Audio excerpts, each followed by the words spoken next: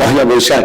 এই পহেলা বৈশাখকে কেন্দ্র করে আমরা নানান ধরনের শিরকিয়াতের কাজের সাথে সম্পৃক্ত হয়ে পড়ি। অনেকে মনে করেন আজকের এই প্রথম দিনই ভালো খেলে তাহলে সারা বছর ভালো খাওয়া যায়। আবার অনেকের ধারণা এই দিনটিতে যদি ঝগড়া করা যায় তাহলে, অথবা এই দিনটি যদি খারাপ যায় তাহলে সারা বছর খারাপ যাবে। এটি মারাত্মক ধরনের কবিরা গুনাহ। নবী করিম সাল্লাল্লাহু আলাইহি ওয়াসাল্লাম বলেছেন, ওয়াল কদরি খাইরিহি ওয়া শাররিহি মিনাল্লাহি তাআলা, ভাগ্যের ভালো এবং মন্দ সবকিছু আল্লাহর উপর বর্তায়। অতএব এই দিনটিকে কেন্দ্র করে ভালো এবং মন্দ বিচার করা এটি মারাত্মক ধরনের শিরক।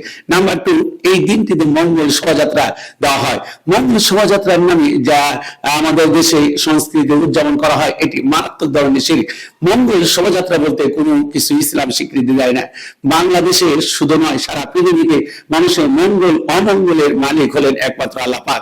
অতএব পহেলা বৈশাখে কেউ যদি মঙ্গল শোভাযাত্রা করে যদি মনে করে সারা বছর ভালো যাবে তাহলে এটি মারাত্মক ধরনের কবিরা গুনাহ হবে।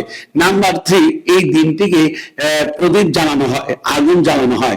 আগুন জ্বালিয়ে শোভাযাত্রা শুরু হয়। দেখুন, আগুন জ্বালিয়ে শোভাযাত্রা করা এবং এর উপরে ভালো মন্দ বিচার বিবেচনা করা এটি মারাত্মক ধরনের কবিরা গুনাহ। নাম্বার 4, এই দিনটিতে রাশিফল নির্ণয় করা হয়, অর্থাৎ জ্যোতিষীকে ডেকে এনে বলা হয় যে এই বছরটি কেমন যাবে। দেখুন, জ্যোতিষীরা যারা ভাগ্য নির্ধারণ করে তারা নিজেরা নিজেদের ভাগ্য সম্পর্কে অবহিত নয়।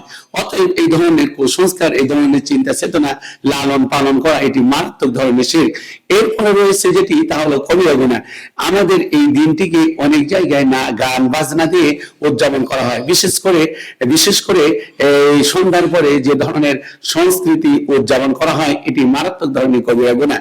এবং সর্বশেষ যেটি বলতে চাই, এই দিনটিতে নাচ গান, অশ্লীলতা, ভ্যাবনা, কাপড় চোপড় পরে উদযাপন করা হয়, যেটি ইসলাম পরিপূর্ণ হারাম ঘোষণা করেছে।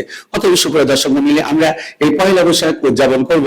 সেই পহেলা বৈশাখ উদযাপন করতে গিয়ে যেন কোনো ধরনের শিরকিয়াতের গন্ধ খুঁজে না পাওয়া যায়। কারণ আল্লাহ পাক কোরআনুল কারীমে বলেছেন, ইন্না শিরকা লাযুলমুন আযীম, শিরক হলো মারাত্মক ধরনের জুলুম। অতএব আল্লাহ পাক এই জাতিকে হেফাজত করুন, আমিন। আসসালামু আলাইকুম ওয়া রাহমাতুল্লাহ।